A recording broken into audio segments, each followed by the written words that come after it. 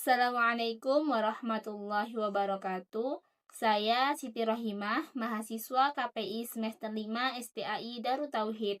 Di sini saya akan menjelaskan materi jenis-jenis wacana media Arab. Alwaul Khitab I'lamil Arabi. Jenis-jenis wacana media Arab terbagi menjadi 4. Yang pertama yaitu wacana berita atau al-khitab al-ikhbari, yaitu wacana yang menyampaikan peristiwa yang bersifat aktual, misalnya politik, sosial, ekonomi. Lalu ciri-ciri dari wacana berita ini ada apa saja sih?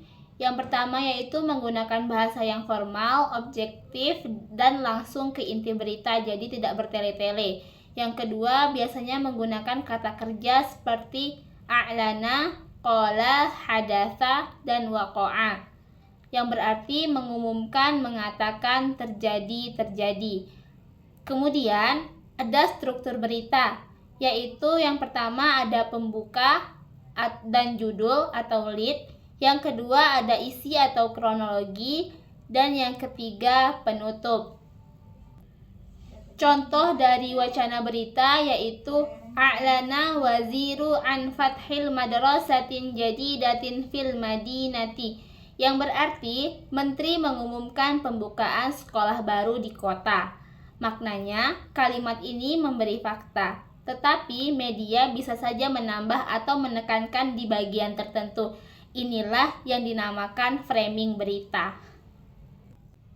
Yang kedua yaitu wacana opini atau editorial, al-khitab al-iftitahiyyu war-ra'yu, yaitu merupakan jenis wacana yang berisi pendapat atau penilaian media terhadap suatu isu.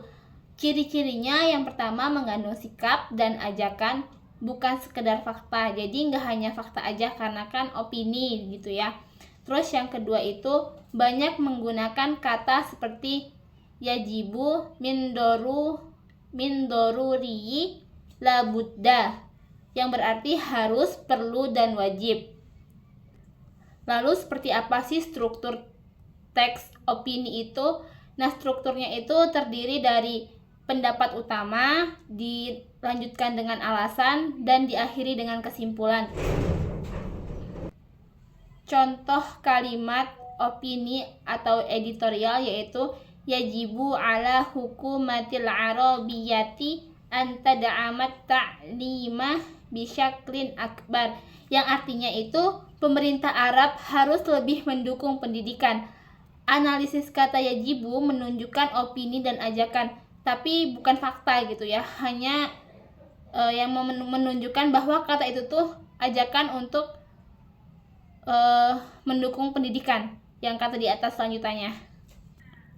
Kemudian wacana yang ketiga yaitu jenis wacana religius atau al-khitab ad-da'awi, yaitu merupakan jenis wacana yang menyampaikan pesan keagamaan.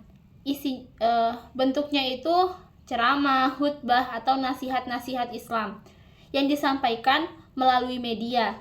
Ciri-cirinya banyak mengutip ayat Al-Quran dan hadis.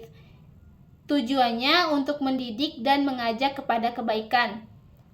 Lalu bahasa yang digunakan pun sopan, penuh hikmah, dan moral. Contohnya, qala Allahu ta'ala wa qulu linnasi husna, yang artinya berkatalah kepada manusia dengan perkataan yang baik. Quran Surah Al-Baqarah ayat 83. Media Islam sering menggunakan ayat seperti ini untuk memperkuat pesan moral dalam berita ataupun artikel.